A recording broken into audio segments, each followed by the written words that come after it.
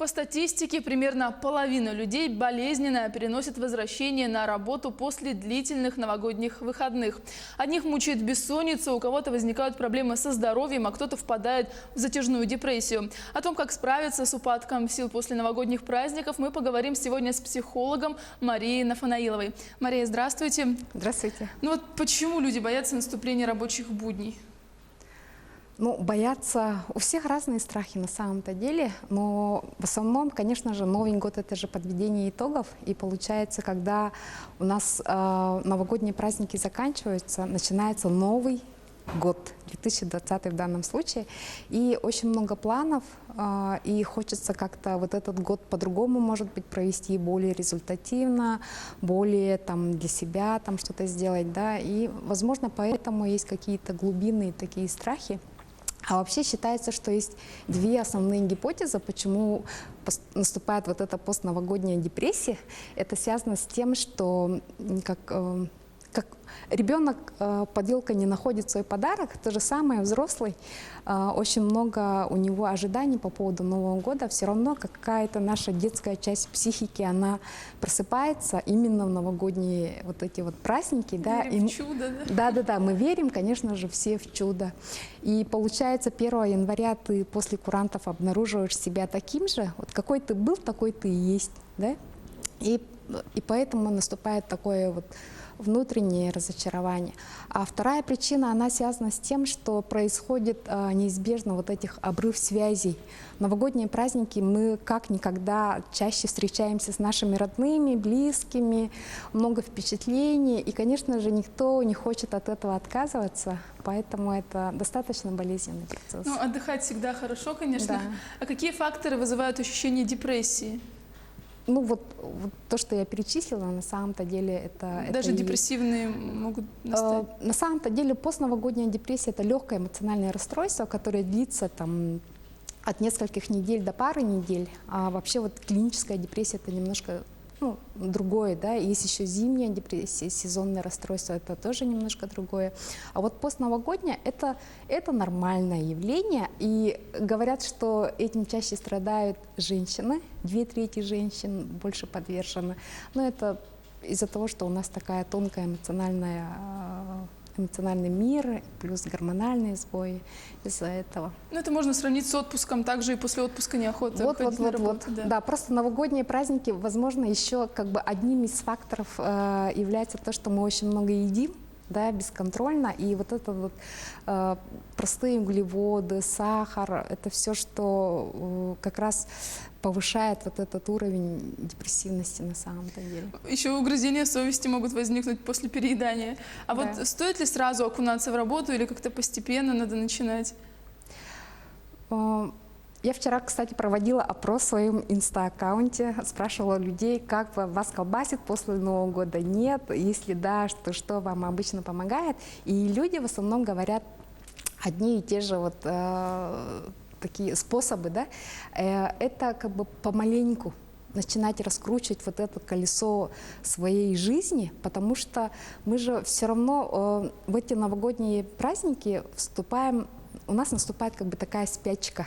Да, это состояние релаксации, все двигательные активности, они замедляются, мы там медленнее соображаем, может быть, да, и если ты погружаешься сразу в работу, то, конечно, это шок для организма, это стресс, поэтому надо по чуть-чуть. И вот подписчики пишут, что они там приходят за час до работы, там спокойно, заваривают кофе, поливают цветы, ведут такие малые разговоры среди своих коллег, да, плюс они берут на себя там маленькие задачи, не сразу там авральная такая работа, а вот по чуть-чуть. Ну вот у меня, например, после первого дня уже становится легче. Вот главное первый день пережить. А вот вы как справляетесь с депрессивным настроением, возможно? У меня вот этого меньше, потому что у меня характер работы такой, что я 3 января я уже вышла на работу, у меня как бы клиенты, да, поэтому. И мне очень помогает планирование. Когда я строю какие-то планы, да, и вот эта определенность, она быстрее тебе, ты быстрее вот, вливаешься, Входишь, да, да. в в суету рабочую.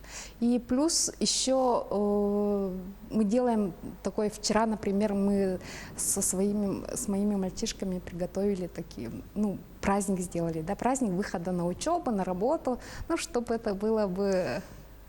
Назовешь Да. праздником, значит, будет хорошо, да? вот. А вот есть же разные психотипы, вот кому легче вот из людей или труднее вливаться в работу? Вливаться в работу, ну, у всех по-разному, наверное, да? Ага. Сейчас я затрудняюсь по психотипу. А вот как перестроиться от полуночного образа жизни? Все же ложатся поздно спать в каникулы и вернуться к нормальной Секрет жизни. очень простой. Нужно заранее, за 2-3 дня до выхода на работу, постепенно перестраивать свой организм. Надо пораньше ложиться спать.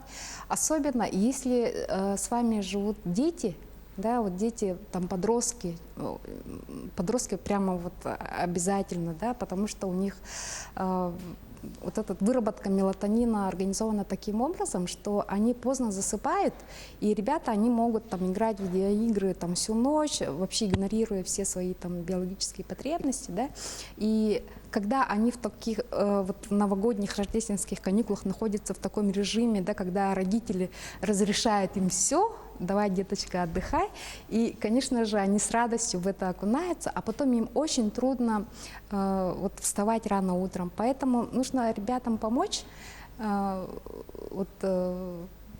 восстановиться. Да? И тем более, как взрослый вот выходит на работу после Нового года, мы же используем свою силу воли, да, самоконтроль там, и так далее. А у ребенка головной мозг, участки головного мозга, которые отвечают за самоконтроль, они созревают до 21 года. То есть получается, вот эту функцию мы несем родители.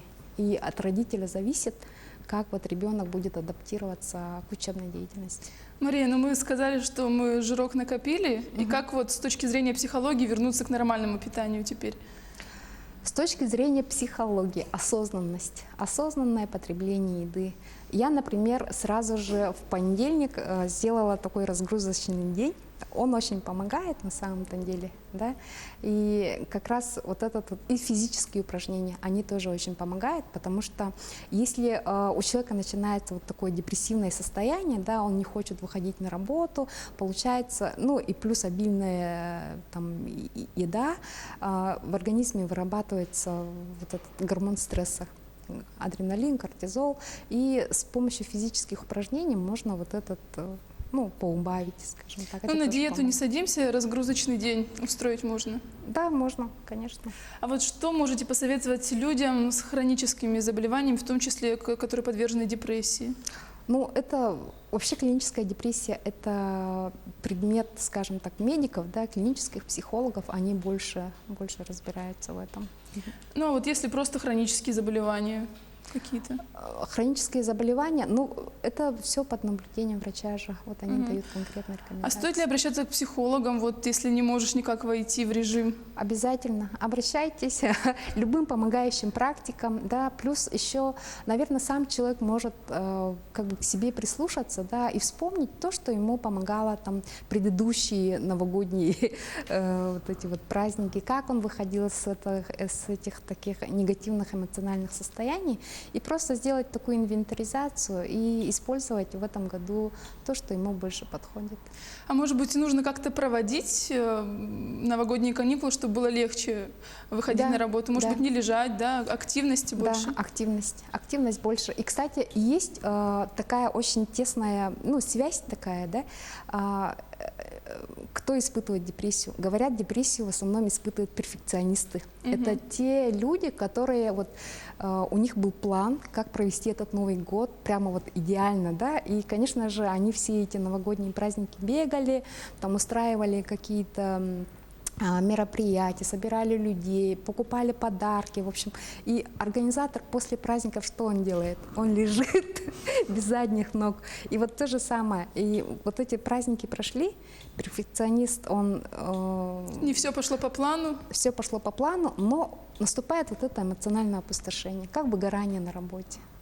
Мария, ну и можете ваши пожелания зрителям с начала и новой трудовой недели сказать? Пожеланием трудовой недели. Я бы хотела всем зрителям пожелать, чтобы они внутри себя устроили вот этот праздник, праздник любви к себе, заботы к себе, благодарности за то, что вот этот 2019 прошел так, как он прошел, да, и просто настроиться на 2020 из самых таких лучших побуждений и знать, что все, что произойдет с вами, это будет наилучшим Все к выбором, лучшему. Да, все к лучшему. Мария, спасибо большое за беседу, что пришли к нам в студию.